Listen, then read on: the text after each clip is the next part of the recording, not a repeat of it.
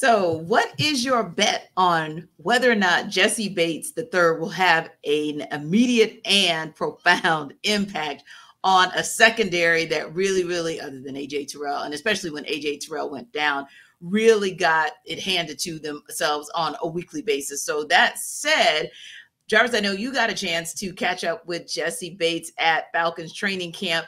And so, what were your thoughts on your conversation with him, especially in terms of him possibly facilitating for the Falcons what he was able to do for the Bengals? You know what? That was kind of one of the things that I really feel like the guy kind of understands what his role is, and you can tell like he's had those conversations with Arthur Smith and Ryan Nielsen. Hey, here's what we're trying to do, and because when I asked him about what brought him to Atlanta, he was very honest. He was just saying, hey, they saw what I did in Cincinnati and being around and the division kind of being in flux and nobody really taking advantage of, or taking the division by hand or whatever. So he was saying how, hey, that's kind of what the same position that the Falcons are in right now. Like I know some people are saying the Saints and all that stuff, going with the veteran quarterback and Dennis Allen as a head coach. I don't know why, but those are some of the things that people are looking at saying, hey, those guys should win the division. But overall landscape of the NFC South is pretty much up for grabs. So he was saying, hey, that's what I saw when I came down here. And I was like, I saw it as an opportunity to come down. And also, he was also very honest as well, T. When you talk about the money piece, yeah, that's talking about generational wealth, being able to change the trajectory of his family's, end game or whatever. So I think all of those things kind of boil down to me when I was talking to him. I'm just like, all right, this cat understands what's going on. He understands what it means to be coming in as a safety that's probably one of the highest paid safeties in the league. And, and people not really passing out that type of money anymore.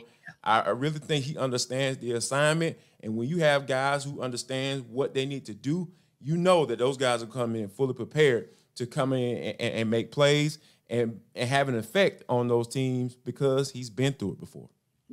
Yeah, and I think for him as well, he's coming into what I feel like is a good situation, right? Because Right. you do have a healthy AJ Terrell, you do have a healthy Richie Grant, you do have a Jeff Okudah who's looking to prove it. But not only Jeff Okudah, you have a lot of guys in that secondary who are looking to prove themselves and really looking to see how they can be better, as I think AJ Terrell put it, giving an opportunity once the guys up front give them what they need, put them in position to make a play. For them, that's a good thing. They see that as an advantage compared to prior years. AJ Terrell was saying they see it as an advantage. So yeah, hopefully Jessie Bates III at least sees some of what he saw in what he had with the Bengals. And like you said, the opportunity to make an impact and really have quarterbacks and offensive coordinators think twice before they test the Falcons secondary. Now, the other thought I had was this.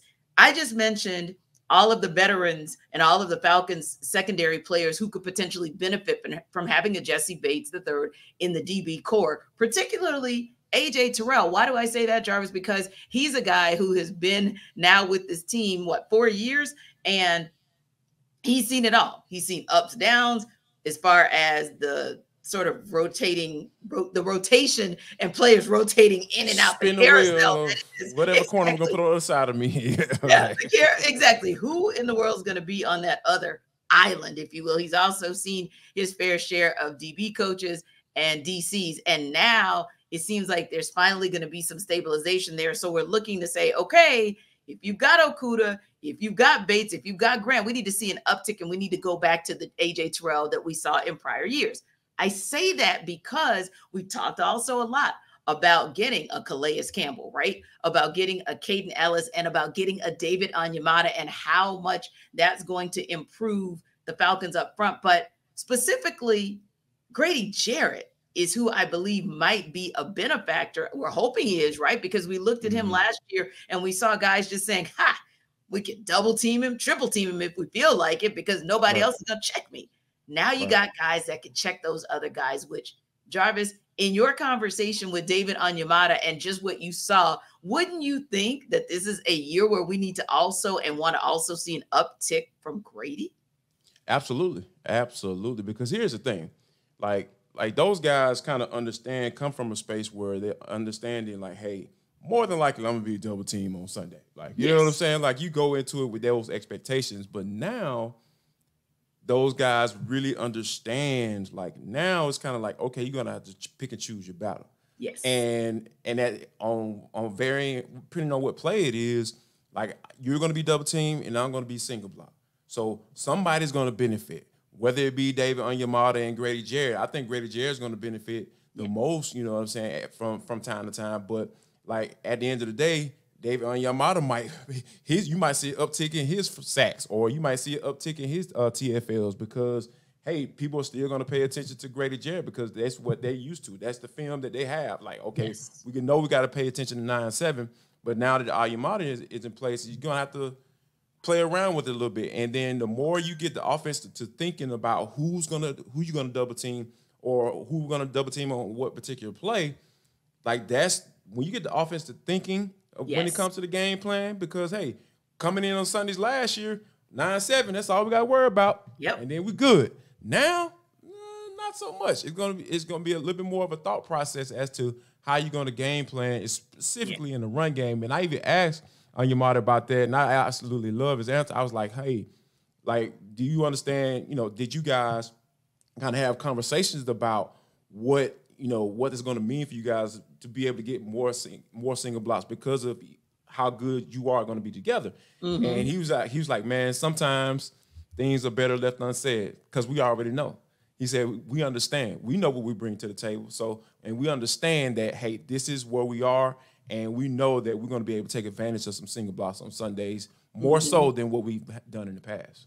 Yeah, and it's interesting because when you look at Grady's numbers, and you mentioned TFLs or tackles for loss and how important those can be as well, because we oftentimes talk just about sacks, but when you start getting into a space of tackles for loss, or you start getting into a space of hurries, if you will, all of those things they matter. QB pressures, all of it matters. And when you look at Grady's stats, they've progressed. They kind of, go up and down, if you will. And granted, he did have 6 sacks in 2022 compared to 2021. So we do want to kind of give credit there, but just in terms of like his tackling, if you will, solo tackles in particular, that number was down. Why are solo tackles difficult? Well, it's difficult when you have 2 or 3 people in front of you to be able to get around. Yes.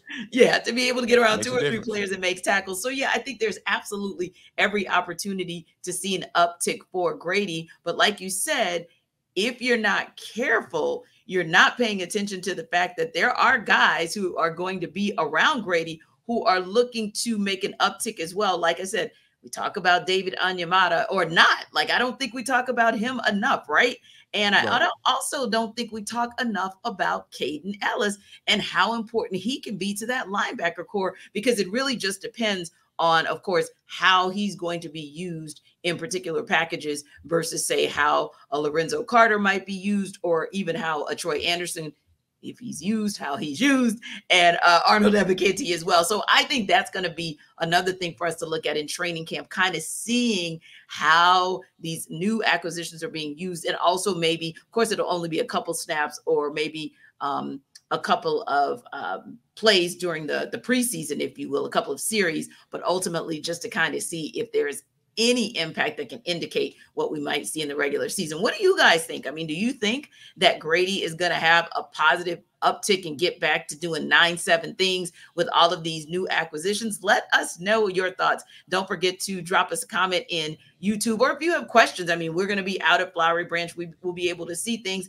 and be able to share our thoughts and answer your questions. And of course, don't forget that you can watch ATL Day Ones on YouTube, but you can also download this amazing podcast wherever you download your podcasts.